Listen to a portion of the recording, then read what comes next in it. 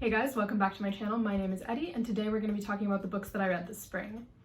I've got this handy dandy little notebook here with a list of all of the books that I read and the ratings that I gave them, so we're just going to go through that and talk about them. I don't have a physical copy of most of the books that I'm going to be talking about because a lot of them had to be left at school when I came home, and some of them I got from the library or online, so if that's the case, I'll be putting up the picture of the book here while I'm talking about it. The first book that I read in April was The Scorpio Races by Maggie Stiefvater. I gave this book a 3 out of 5 stars, but I'm thinking about dropping it down to a 2. The Scorpio Races follows a girl who lives on an island where there is a breed of water horses who are carnivorous and monstrous, and every year, men from the island tame these creatures and race them, and a lot of men end up killed or seriously injured, and whoever wins the race wins a large sum of money. So our main character decides to enter the races, and she's the first girl to ever have done so, and as she's going along that journey, she also meets a guy who has won the races multiple times, and they end up falling in love. This book just wasn't for me. I don't love reading about romance, and I didn't find their romance to be particularly alluring. I'm not mentioning the names of any of the characters because I don't remember them at all. Additionally, nothing really happens in this book. It's a very slow-paced novel where you're really waiting for the action and it doesn't feel like there's a whole lot of reward. Also, I didn't fully understand the main character's motivations for entering the races to begin with. Like, there were reasons and they were explained, but logically it just didn't add up, at least in my mind. Ultimately, I found this to be a pretty lackluster book, but that isn't going to stop me from picking up Maggie Stiefvater's other works because I know that The Raven Boys is really popular, so I'll probably be reading those in the future. But yeah, this just wasn't my cup of tea. The next book that I read in April was Radio Silence by Alice Oseman. I can't believe it took me this long to read it. If you guys don't know for some reason, Radio Silence follows 2 characters who are involved in a podcast that's kind of like Welcome to Night Vale. They're teenagers applying to college in the UK, and they end up becoming really close friends, and it's a story about friendship and family dynamics and identity, and it is so beautiful. The writing style really worked for me. It inspired me a lot in terms of my own writing, and the novel has definitely stuck with me since I read it. It made me feel good in a way that a lot of novels don't really do. It kind of felt like it was written for me, and I loved that. Next up, we have An Absolutely Remarkable Thing by Hank Green. I gave this book 4 stars. An Absolutely Remarkable Thing follows a girl named April. She has discovered a statue that randomly appeared in the middle of the night, and she ends up naming it Carl. She films a viral video with her friend, and when she wakes up the next morning, she's basically internet famous because her video has gone viral, and it turns out that the Carls have been planted around the world. This is a novel by a YouTuber, Hank Green, who I've watched for a really long time, and I love his content, and I think he's a really intelligent human being. So I definitely really enjoyed this novel. I feel like the plot was really, really fun, and I definitely ended up really invested in the characters' lives. I wasn't sure I was going to enjoy it because it is a journey about fame, but I feel like Hank has a really good grasp on those concepts, so it ended up working out very well. However, the writing style wasn't really my thing. It definitely felt like Hank was writing it. I could tell that his voice was in it, and because I like him, that worked for me as a reader, but it did feel a little bit juvenile, and it was a little bit jarring and hard for me to get into, which is why this book isn't 5 stars. I'm definitely going to be reading the sequel as soon as I can. It's coming out this month, so that's very exciting. The next book that I read was something that I read for class, and that is Blue, White, Red by Alain Mabankou. I read this for a French literature class, so I did read it in translation, and the translator was Alison Dundee. This book follows a man who has moved from Africa to France in order to try to make money for himself and his family,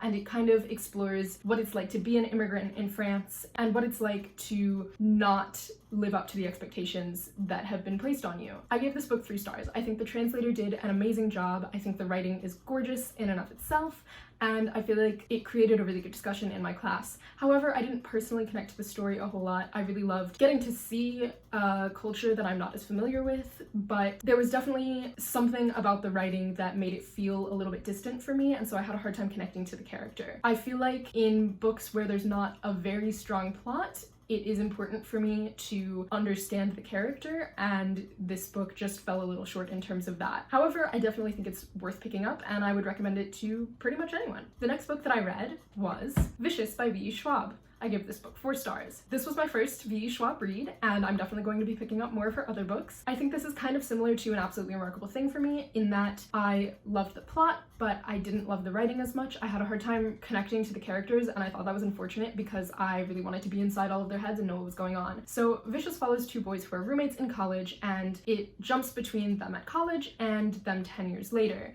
We're following Victor, who appears to be hunting down this old roommate, and you don't really know what happened between them.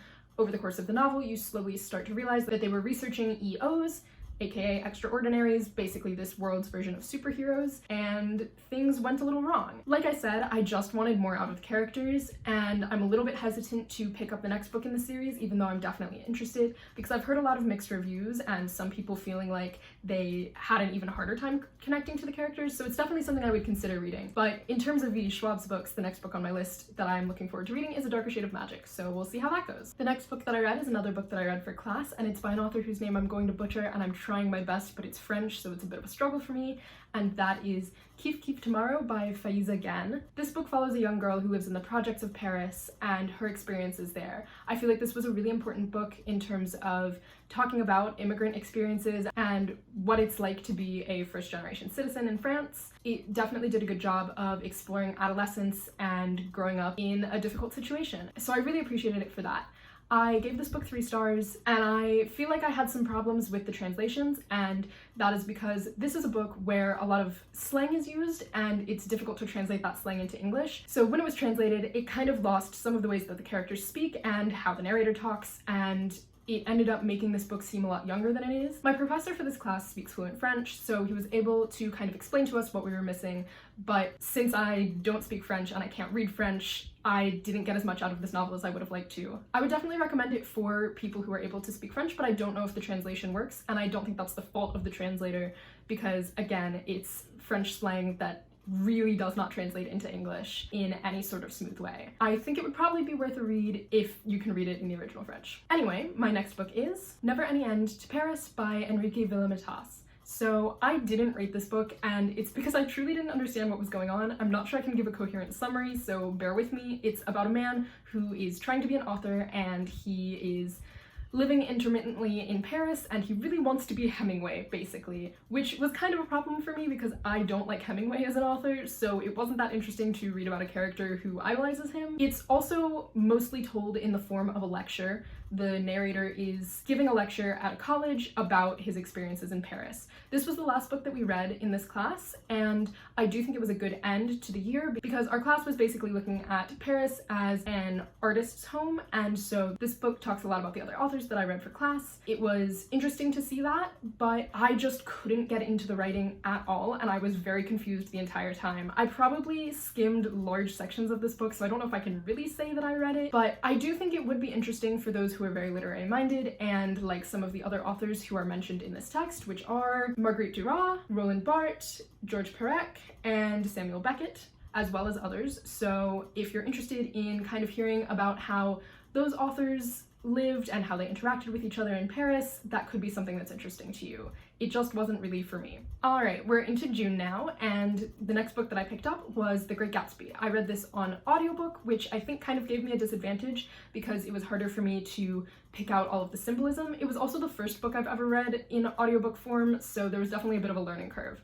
I gave this book 3 stars, but I think that rating definitely could change. I'm planning to talk to one of my friends who read this book for class in high school and has had deep discussions about this book because I feel like it would really help if I could talk to someone who can explain some more of the symbolism and kind of have an in-depth discussion about it, because I feel like that would make me appreciate the book a lot more. I just didn't love reading it because there's not much that happens in the book.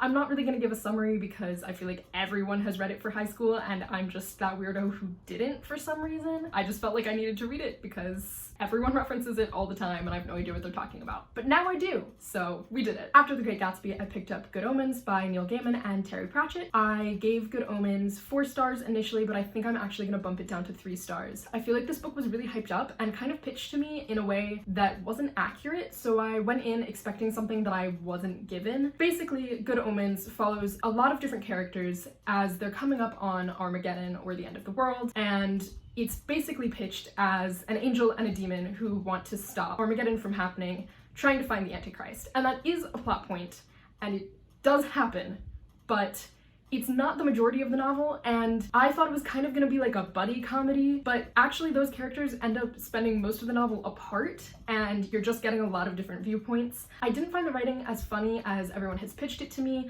I definitely thought a lot of the ideas were really clever, and I loved getting to see this world that they had developed. I thought there were a lot of good ideas, but it just kind of was an overhyped book for me. I definitely would still be interested in watching the TV show because I think it's probably more like what I was expecting from the book, and I really have nothing against either of these writers. I thought they did a pretty good job. It just was disappointing. After that, I picked up The 7 Husbands of Evelyn Hugo by Taylor Jenkins Reid. I also read this on audiobook, and I feel like we're seeing a trend here of me not loving books that I read on audiobook. I was really hesitant to pick up this book because I've seen a lot of other booktubers reviewing it and not really loving it. I know it's a book with a lot of mixed reviews, and I feel like when that happens, a lot of the time I tend to be more on the negative side, so I really wasn't planning to read it. But then my friend asked if we could buddy read it together, and I was like, yeah, of course, because I'm never gonna pass up an opportunity to keep in touch with my friends at a time like this. So I read it, and no surprise, I really didn't like it. I gave this book 2 stars.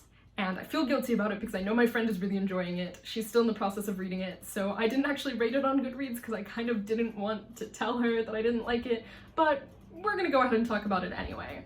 So, The 7 Husbands of Evelyn Hugo, if for some reason you haven't heard this already, follows a woman named Monique, who is a young journalist, and Evelyn Hugo, a famous Hollywood actress who hasn't given an interview in many years, has asked specifically for Monique to come interview her. And so the book is kind of trying to solve 2 mysteries, which is 1, why did Evelyn Hugo specifically request Monique? And 2, who was Evelyn Hugo's true love? Both of those things I ended up having a huge problem with. I hated the reason why Evelyn asked Monique to interview her specifically. I won't give any spoilers, but it felt really unsatisfying to me, and I understand that the point of the novel wasn't that Evelyn Hugo was a good person, but it really rubbed me the wrong way.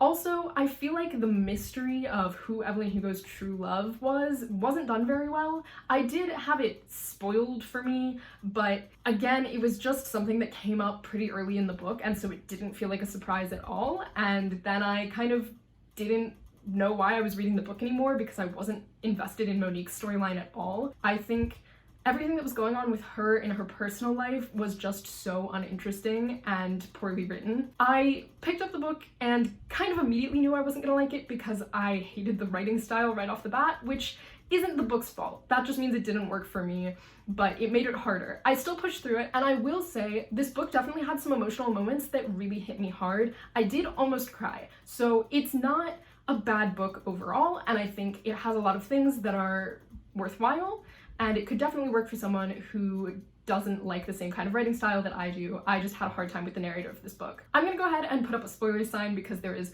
one sentence that I need to talk about from this book that drove me crazy and definitely knocked it down to a 2-star for me. It made it very clear that I did not like this book, and it made me feel kind of justified in not liking it. So I'll give you a second to kind of go away if you haven't read the book.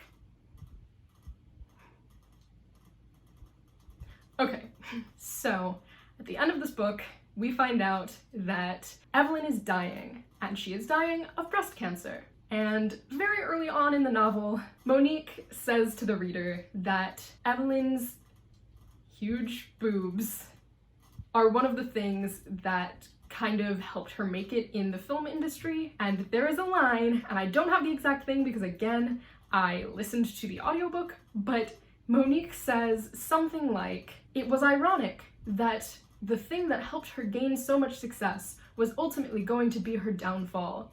I just felt like that was really tasteless and unnecessary as someone who has family members who have had breast cancer. It just left a really bad taste in my mouth and made me question Monique and the author of this book. It just felt so unnecessary. And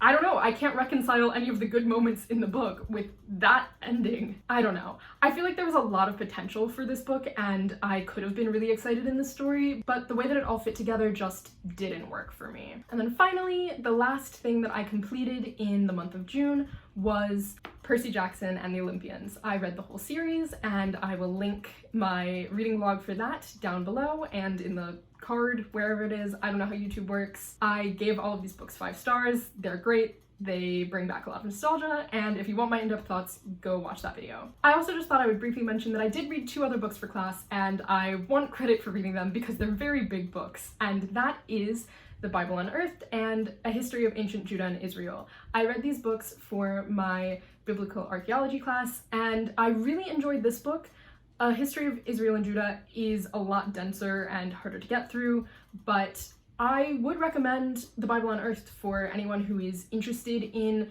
learning how archaeology can kind of prove or disprove the historical accuracy of the Bible. I found the class to be really interesting, and I definitely learned a lot from these books, so if you're looking for a kind of dense academic read, I would definitely recommend these books. So yeah, that's what I read in the months of April, May, and June. It was definitely a mixed bag. I found some of my favorite reads, like Radio Silence, and some of my least favorite reads, like The Seven Husbands of Evelyn Hugo. So it was pretty fun overall. I really enjoyed the journey, and I'm really looking forward to reading a lot more in July and keeping you guys updated on that. Thank you so much for watching. Have a good day, and bye! This video is a mess, and I thought it was gonna be easier to film.